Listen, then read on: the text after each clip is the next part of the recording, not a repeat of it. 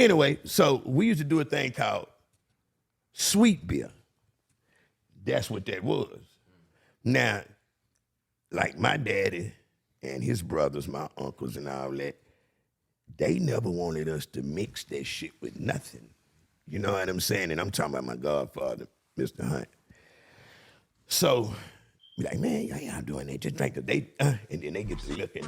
They don't walk around looking like idiots with 5 cups in their hand and all that shit all fucking day. You know, we was young at that too, y'all. But we gonna go back to that. So, anyway, that's how we got that going.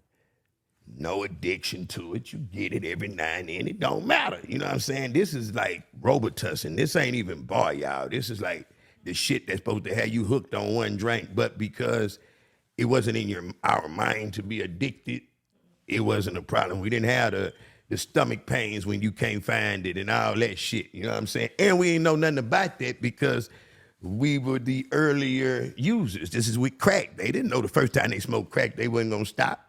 They hit that bitch because that hoe was fine and they wanted to get high and get them some. And every dope fiend male will tell you that he got took down by a woman. But this is no woman drug. This is kicking it on the corner trying to make it through the night. You know what I mean? We came up with all kind of dumbass shit just to get through. You know, you got a bunch of teenagers getting money. What they gonna do? We childish out there.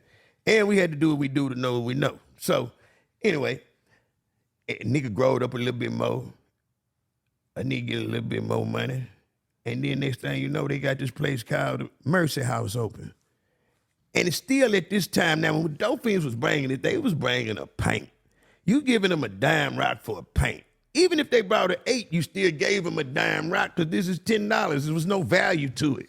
You understand what I'm saying? It was just like something we'll take if you don't got no money. Every nigga that sold rocks know you gonna take what the fuck ever they got. Some gonna owe you money. That's just that's just the early days of getting it. So, they got the Mercy House. Okay, at this time, we done growed up a little bit. My brother Bam then came home. We got the detail shop. You know what I mean? Bam's all in detailing. Y'all know what it is. Put it down, man. You gonna rep up, get on something like that there. Cause when I come in, I'ma wreck the damn mic. It's the damn nigga that be, I'm out of sight with the night sight and the red lights. I'ma kick in the dough and get the nigga life and it's safe. Yeah, we gon' motherfucking lay. Me and Big Dave had a fucking lick to make, so we did it. Now we got motherfucking millions, knocking on million with dough. I gotta get more, pay more.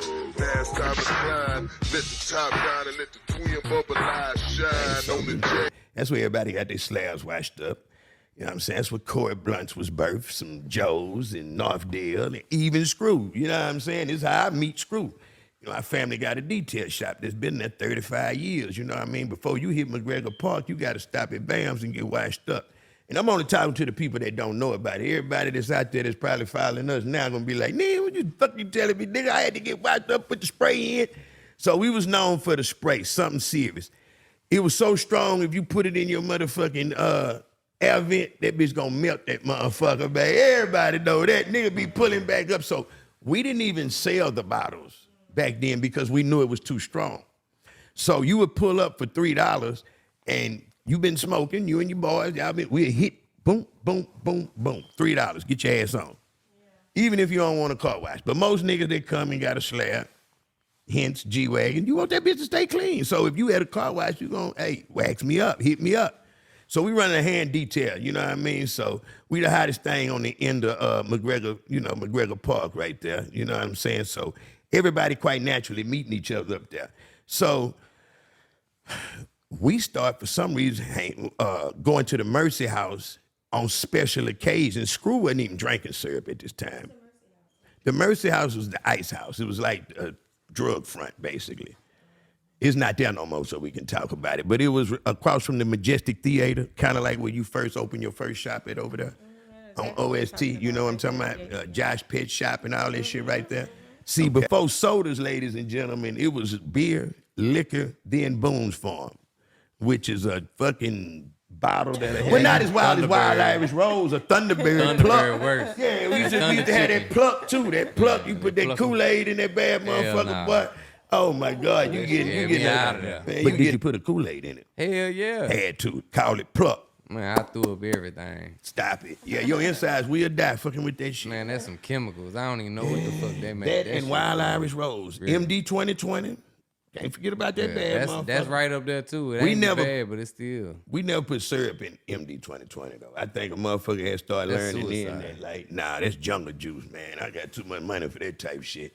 You know what I'm saying? That nigga don't want to wake up, you know, pockets cut all open. You know what I'm saying? You falling asleep, motherfucker. You don't even know you.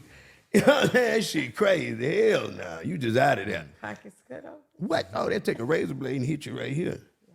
While you sleep, pull that shit up out of there, keep going. You don't know who robbed your funk ass. You out of there. You off your note. And guess what a motherfucker gonna say? I ain't seen nothing. Man, that boy tripped. Yeah, man, we kicking it. You know what I'm saying? All of a sudden, my goddaddy, Mr. Hunt, pull up. I hadn't seen him in a minute. He was friends with my daddy. They all from Third Ward. You know, my pops passed away when I was young, so but this a nigga that hung with him, knew him, whatever the fuck. So he pull up. He in the car like this. I'm talking about Miss Rita driving. So I'm like, hey, mama, what's going on, baby? What's going on?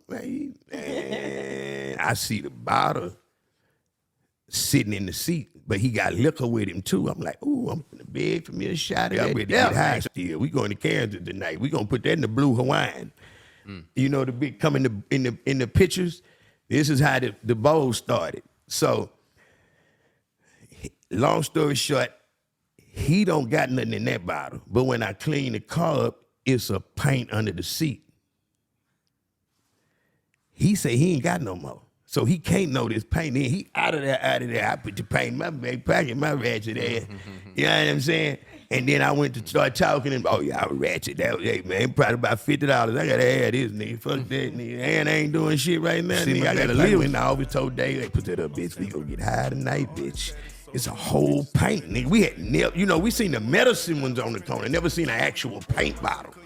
I'm like, ooh, nigga, that's it. I read it. It's promethazine, bitch. That's it. Man, please, bro. I'm talking about, man, I walked out there, started talking to Miss Rita because, you know, Pop was out of there. He on the inside now, because that's what you do. We wash your car, you go sit on the inside like a regular, but we're a hand detail, so it take a little longer. So by the time the car come up, I'm talking to Miss Rita. I'm like, hey, I ain't gonna even do y'all like that, man. You know what I'm saying? This was under the seat. See, baby, keep that. He don't need no more. Leonard don't need no more of that junk there. I said, well, oh, thank you, mama. She gave it to me. You know what I mean? At the end of the day, it held no value. So it made me feel bad. I don't like to steal. I don't like to be stole from. So, you know what I mean? Even as a youngin'.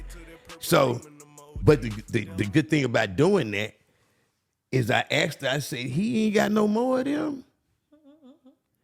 She said, baby, we got 6 cases in the trunk right now. Mama, you playing. She popped the trunk. She gave me my first case. She said, pass it out, sell it, do whatever. If you like it, for you, he gonna tell you 600, but I'm gonna give him to you for 400 after he give them to you for 600. Because he get high, forget she the motherfucking plug, and so she gotta get. I explained that lady. She really ran the show, and she let him, because that's her husband, nothing, come back. If that's what it is, price is cool. I'm like, damn, I put that bitch in the back. I don't want all of them because there's nobody to buy them at that time, low. You know what I'm saying? So you got very minimal people that's fucking with it. So took it home.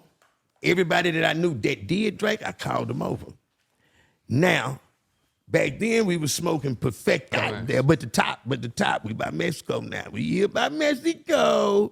So anyway, motherfucking me, I got the bitch. I go home, call Rhino. I call T-Bone. I call fucking Kiwi. These boys gonna be in the comments. I know it. Who else did we call? Man Pooh. Goddamn Man Pooh. So that was the little get. Oh, and Pat. I'm tripping. Can't forget about Blunt and Pat. So we just in my main Ridge apartment, we just started like smoking and chilling. What the youngsters call sessions. So one day we just in my main Ridge apartment, we just started like smoking and chilling. What the youngsters call sessions. So one day I just had a punch bowl. I put a bunch of ice in that bitch. and I got some red cups. You know what I'm saying?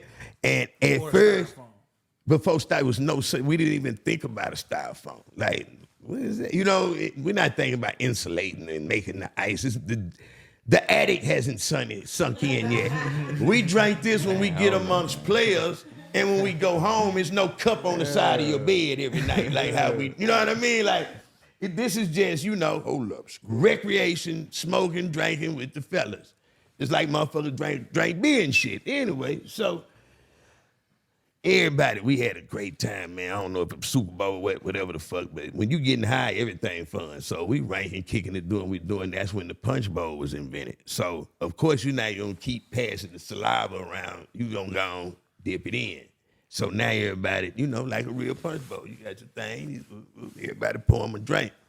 Fours was not as weak as they are today. Let's just say that. I could put a 4 in a 2 liter, bro. And we gonna be high as the fucking moon. You put a 4 in a 2 liter right now, that motherfucker gonna look like a Sprite. That motherfucker ain't gonna have no Easter to the pink. Sorry, Lil Wayne. You know what I'm saying? And at that time, for the bar enthusiasts, for the drink enthusiasts, it was bar by that time. Barre. Green Label Bar. Hey, man. When did it go to the soda? When did it go to Okay. No, we would drink. That's what I tried. A Minute Maid Orange in the punch bowl. I forgot to tell you that. So it wasn't liquor that day. I got a Minute Maid 2 liter. That's why I'm saying the 2 liter. Yeah. It's a Minute Maid Orange. And I didn't think to pour it in there. I thought to pour it in a bowl with some ice and mix it up. That's where the bowl came from. I didn't think about, this going none of that yet. So that's how the soda came about. And we started doing that a lot. When I closed BAMS up, every day, that same group meeting me at the crib and we having a punch bowl party. That's how we started dubbing it the punch bowl party. So eventually you got more people hanging out. Screw, now Screw coming. With him, more motherfuckers coming. We having fun at the crib. One day, so that was the journey of the paints. I started developing a little, like when they coming, that can't be free. You got to pay me something. Yeah, but I mean, she charging me $400, so I'm just like, give me $100 to paint. That's when I start coming up with that Killer Bill too. We put a price on it. So you got 12 paints, that's a $400 profit. And realize it. We was just having fun. You know what I mean? We're looking at it as a hustle. As time went on, that's when you knew you were fucking addicted to this bullshit. But anyway, that was the birth of the cases. Man Pooh, while we having one of these sessions, bring a gentleman to my house, a black ass nigga, by the way, with one gold in his motherfucking mouth, loud talking ass, black ass, motherfucking Pat. Shout out to Pat Lemon one time, man. Rest in peace, my nigga. I love you, baby. You know what it is, Lemonhead, but I got to tell this story about your black punk ass. That's how you talk, y'all. I don't care, Mike D. I'm rich. This nigga had a wife, R.I.P., rest in peace, Tracy. She killed him, but that's his wife. If he would have lived, he would have been with her. You know what I'm saying? Everybody, you know, feel how they feel about it. I actually know Tracy, and I tell that story here another day, and that's the rest in peace to the, I'm going to just always give him the title. He came to me with the gallon, but I'm going to always say Pat Lemon the Drink OG because he not here no more, and I gladly take second from him. Like, so y'all just salute me. Y'all need to salute Pat Lemon. That's the real drink, man. I'm talking about my nigga motherfucker shout out five. Anyway, Man Pooh bring this nigga to my house, and he got a fucking box low. So they both packing this big-ass box with 4 bleach jugs in it. I'm like, what the fuck is this shit? He throw that shit on the ground. Man, Pooh don't know nobody else to bring quantity to like that but me. I'm the only person, you know what I'm saying, that had it like, you know, could tell him what to do with it. Let's just say that. So, but they used to it a certain way. That's one thing about us black folks. If you change it up, we don't want it. Hell no, hell no. Gotta have that seal. Oh, you gotta have that seal. Come on, bro. How many times you did? Come on, man. But after a while, you're like, man, that bitch might be in that wine, but that bitch real don't play with that drink. Never did, never have. This is why it's low. Because when he introduced the gallon, now we had no choice but to break it down. into at least 8 pints, but we had to put it in water bottles, Snapples. I was always a thinker, though. So one day when we doing the 8 pints in Snapple bottles, I'm thinking, I said, man, remember the Mercy House used to give us a cup? I said, if we break this thing down and charge motherfuckers $25, they'll buy more of those than they will $100 pints. It was no habits back then, so a pint might last everybody a week. Brand new. Yeah, they brand new to it. You might have the thing about making money is I need you to come back every day. So I'm thinking in my head, like, how can I, goddamn me, get these motherfuckers back every day? Break it down, $25. That shit, and we at BAMS. So it's excuse for the traffic. Man, that shit jumped off like Gorbachev. I ain't bullshitting. Oh, man, shit, man. It was jumping so hard that Man Pooh and Pat would ride around on foes with a cooler in the back because the police had no idea what the fuck this shit was. They didn't know what that was. How could they? So we were so bold and brazen with it that that's how we hustle. But I was at the shop, so I'm like, I don't give a fuck. You know my mama did everything I did. You know, Lo. If I'm in L.A. and you need to go by the highs, hey, my mama there. You know what I'm saying? But my grandmother, oh, no, not here. And Bam locked up. Oh, no, see, my baby, he locked up, and y'all don't care about him because you wouldn't be doing things to close the door, baby. This is a woman that helped Sheila Lee Jackson become who she was. This is a woman that was a staple in the community. Shout out City Waited, man. He stayed right behind her, man. Boom, we had to think another way. So one of the ways that I thought was when I leave here, I either go to Rhino House or I go to Big Mo House. Big Mo is by my grandma, right? I gotta drive her home and make sure the money right, because she don't trust nobody with that bag but her. She beat a nigga ass up with a goddamn suitcase-style purse behind that money, man. Big boy worked at the shop, tried to fight. You know what it is, big boy. I still laugh at your bitch ass, because mama beat your bitch ass up with that purse trying to rob her. Yeah, so we had to start following her home and make sure she got there. So when I leave, I see Mo. He in the street over. Said it where it did Mo. Hey, what you doing, Mo? We start drinking up. Man, Screw about to pull up. Man, Robot about to pull up. Man, Sock about to pull up. Man, you know, Lil T about to pull up. So they go all the fellas. You know what I mean? Because in Third Ward, we third, but it's like separated too. The alley was the alley, CUNY Homes, the CUNY Homes, DTA was DTA, but we all did the same shit. You know what I'm saying? So that's what made it clear. That's why Screw could bring all us together, because we all drunk syrup, we all rode cars, we all like jewelry, and going to his house. So, man, this shit crazy. So I'm at Mo house, and I'm thinking, like, he got the same traffic as the shop. I need to give Mo. You know what I mean? Like, it was over after that, bro, because I went to South Park, to Ricky Renee, KK, you know what I mean? And the game over. I'm talking about, bro, all on the north side with the same material. You know what I'm talking about? Because you talking about a nigga that got, remember, the paints were glass. It wasn't like plastic like today, so it's like our box was fucking heavy. But when we go into storage, we got hundreds of these bitches. You talking about, this is nothing to these people. They probably was paying $100 a box from Dr. Tran back then. They selling to me for $400 and he's selling for $600. And she probably could do whatever she wanted to do. It's plenty of times he fucked up, the count fucked up, and she don't even care. Just pay her. That's all she cared about. Fuck his money. Keep that. That's why I had such a good time in Vegas, man. That lady put about 20 in my pocket right then, bro. Like, love me to death, man. And I respected her as such.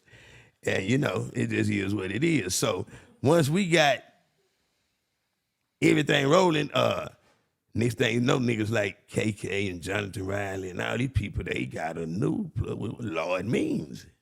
Lord Means had a style ranch in South Park, but he took care of the north side. Mr. Hunt and Lord didn't get along because they were both fucking with Miss Rita. I ain't know that till later. Goddamn. So one day in the middle of McGann, the two drink guards was out there, old ass, in the middle of the street boxing behind a woman. But come to find out, it was her plug with Dr. Tran that had both their ass on. So she controlled the north and the south and me. Like, this woman was some early Griselda shit, like in the drink form. So everybody say the drink man, it's really a drink lady. You know what I'm saying? And I'm gonna bring that story to y'all too. Matter of fact, I'm glad you asked me that, Lo, because that's like the fucking Without Violence, though. She was a player. And that's what we are in Houston. We not like how y'all young niggas doing it now. No, man, we were players. We had pistols. We blow your ass off and all. But we mostly got money. You know that, Lo. We got money. So I don't know where the chords got mixed, but man, I just wish you young niggas would get back to making money, man, and stop killing each other, bro. It's so much of it out there. If you just really put you dig your cleats in the sand, man, I swear you'd come up with a little bit of that shit without robbing a nigga, bro. Like, dig your cleats in the sand, man, it ain't hard. But that's the motherfucking drink story, how the goddamn punch bowl turned into the red cup that eventually turned into the styrofoam cup. And I'll tell y'all that story another time. And we'll finish the meal. How about that? Anybody got anything else to say? Y'all got any questions?